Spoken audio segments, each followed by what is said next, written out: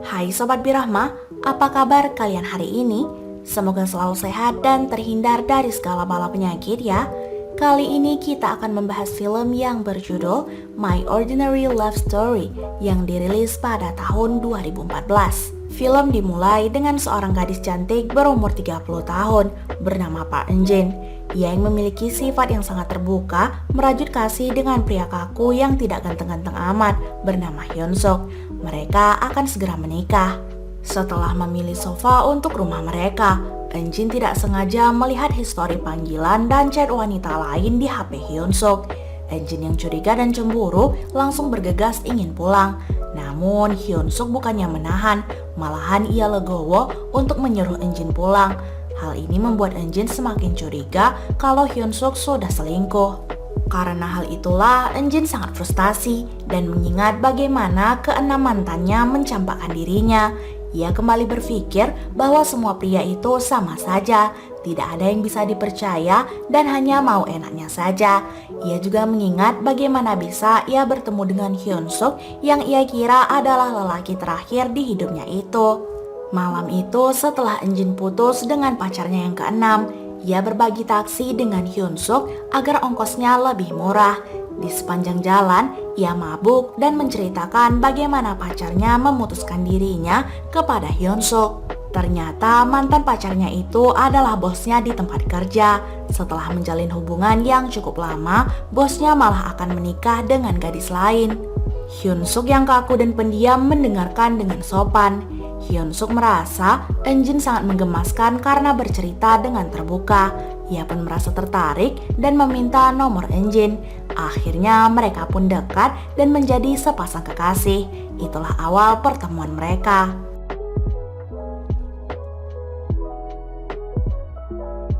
Sementara itu, Eun-jin yang masih curiga menceritakan hal itu kepada sahabatnya yang seorang polisi wanita bernama Soyoung.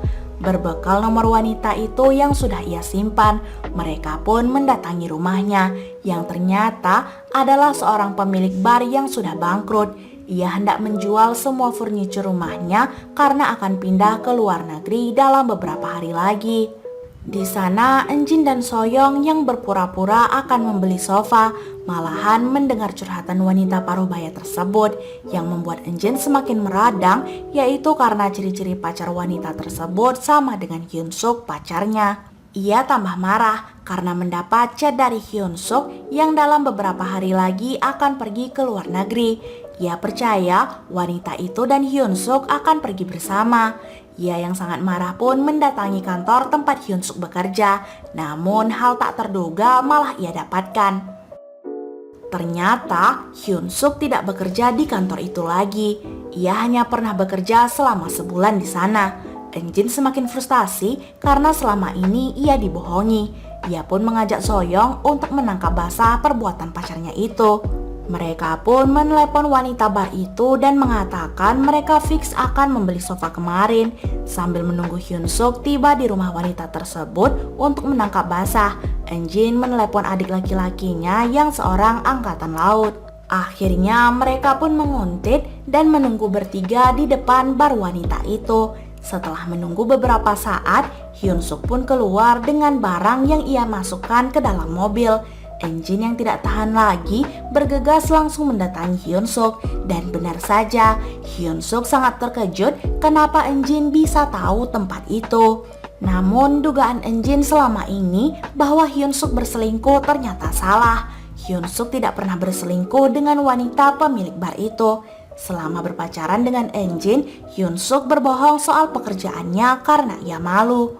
Sebenarnya Hyun-suk tidak memiliki pekerjaan. Ia takut Eun-jin tidak mau menerimanya hingga ia berbohong. Ia sebenarnya memiliki rencana untuk menikahi Eun-jin setelah memenangkan $5.000 dari bursa saham. Uang tersebut ia pinjam dari Eun-jin. Namun ternyata ia rugi $5.000 dan milik Eun-jin habis karena kalah di bursa saham itu. Hyun-suk juga kenal wanita bar tersebut karena ia bekerja membersihkan rumah yang akan ditinggal pergi wanita itu. Dan sekarang wanita itu juga sudah pergi. Sambil berlutut, Hyun-suk meminta maaf kepada Eun-jin dan meminta kesempatan sekali lagi untuk memperbaiki hubungan mereka. Eunjin dengan besar hati memaafkan dan memberikan kesempatan lagi kepada Hyunsuk. Eunjin menyuruh Soyoung dan adiknya Eungyul untuk pergi agar ia dan Hyunsuk bisa bicara banyak hal. Saat perjalanan pulang, Eunjin mendapatkan telepon dari Soyoung. Sebelumnya, Soyoung dan adiknya itu terlihat jatuh cinta pada pandangan pertama dan mereka memutuskan untuk makan malam dulu sebelum pulang. Karena Soyoung mengatakan ingin membeli sepeda wanita pemilik bar, sehingga Eungyul mengajak Soyoung kembali dan mengambil sepeda tersebut. Saat kembali ke bar untuk mengambil sepeda, bukannya menemukan sepeda tersebut, Soyoung dan Eungyul malah kaget mendapati mayat di dalam koper yang tertinggal. Soyoung langsung memberitahu Eunjin lewat telepon. Eunjin sangat kaget dan shock. Tersangka pembunuhnya adalah Hyunsuk, pacarnya yang sedang berada di sampingnya. Ia yang sudah pucat berusaha mengendalikan diri agar tidak dicurigai oleh Hyunsuk.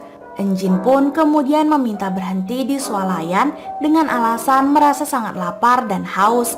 Saat berhenti, Hyunsuk akhirnya keluar membeli beberapa camilan dan Eunjin bergegas keluar memeriksa bagasi mobil. Benar saja, di dalam koper yang ada di bagasi juga terdapat mayat. Hal itu sontak membuat Eunjin sangat kaget sampai terjatuh dan semakin ketakutan. Karena Eunjin tidak melihat tempat yang bisa ia tuju karena sangat gelap, ia akhirnya kembali bergegas ke dalam mobil. Di dalam mobil, Hyunsuk yang sudah curiga dengan gelagat Eunjin pun bertanya, apakah Eunjin melihat apa yang ada di bagasi? Karena Eunjin sudah melihat, Hyunsuk pun bergegas membuat Eunjin pingsan dan membawanya ke rumahnya yang sebenarnya. Di sana, Eunjin diikat di kursi roda. Hyunsuk menceritakan bahwa ayahnya dulu meninggal karena kelakuan supir taksi yang tidak becus dalam bekerja, hingga taksi yang ia tumpangi dan ayahnya pun tabrakan. Semenjak ayahnya meninggal, hidupnya menjadi sangat susah dan ibunya harus banting tulang. Ada juga beberapa pria yang memanfaatkan ibunya. Hingga setelah berumur 20 tahun, Hyunsuk sadar semua ini bermula dari supir taksi itu. Akhirnya Hyunsuk membunuh supir taksi tersebut dan pria-pria yang membuat ibunya menderita. Wanita pemilik bar ternyata adalah istri dari supir taksi yang ia bunuh. Hyunsuk pun merasa kasihan pada wanita itu yang hidupnya susah karena dirinya. Ia semakin kasihan karena setelah itu wanita itu malah pacaran dengan berondong yang suka memeras dan memukulnya. Hyunsuk pun berencana untuk membunuh berondong itu dan setelahnya akan hidup normal bersama Eunjin. Namun sialnya, wanita bar itu pun juga memergoki aksi Hyunsuk dan dengan terpaksa ia membunuh wanita itu. Setelah bercerita, Hyunsuk mengatakan ia memang sangat mencintai Eunjin. Kalau Eunjin tidak bisa menerimanya, maka lebih baik mereka berdua mati. Eunjin pun mencoba berpura-pura meminta maaf dan menerima Hyunsuk.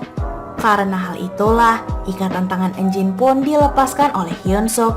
Tanpa pikir panjang, Eunjin pun langsung memukul Hyunsuk hingga tepat di lantai. Ia langsung bergegas lari keluar. Namun karena pintu terkunci, ia pun kembali untuk mengambil alat membuka gemboknya. Saat itu Hyunsuk mencoba untuk menahannya, namun ia memberontak dan berhasil keluar. Di luar ia bertemu adik dan sahabatnya Soyoung yang sedang mencarinya. Mereka pun bergegas lari ke dalam mobil dan saat hendak pergi, seperti di film biasanya mobilnya malah mogok. Saat dihidupkan dan ditancap gas oleh Eungyul, Hyunsuk malah udah di depan mobil dan spontan langsung tertabrak mobil mereka. Keesokan harinya, Eunjin pun terbangun di rumah sakit. Soyoung datang menemuinya dan mengatakan kalau Hyunsuk tidak akan bisa lagi menemui Eunjin dan film pun berakhir.